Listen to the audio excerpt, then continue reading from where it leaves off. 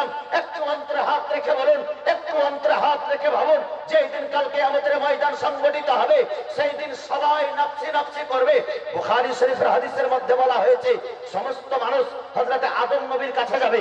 আদম আলাইহিস সালাম বলবেন যে ইযহাবু ইলা গায়রি, জোরে বলুন সুবহানাল্লাহ।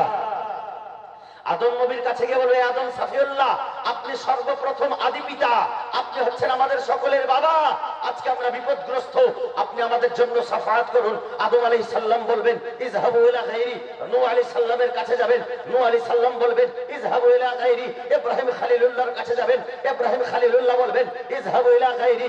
মুসা কালিমুল্লাহর কাছে যাবেন, মুসা কালিমুল্লাহ বলবেন ইযহাবু ইলা গায়রি। হযরত ইসমাঈল জাবিহুল্লাহর কাছে যাবেন, ইসমাঈল জাবিহুল্লাহ বলবেন ইযহাবু ইলা গায়রি। হযরত ঈসা রুহুল্লাহর কাছে যাবেন, ঈসা রুহুল্লাহ বলবেন ইযহাবু ইলা গায়রি। অন্যের কাছে যাও, অন্যের কাছে যাও, অন্যের কাছে যাও। বুখারী শরীফের কথা। আর আমার রাসূলুল্লাহ সেই দিন বলবে আনা লাহা, আনা লাহা, আমি তোমাদের জন্য আছি।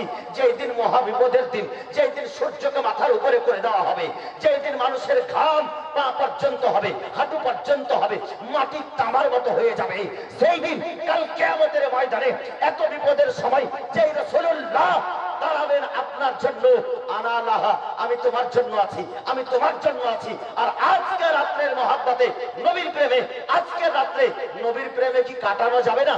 365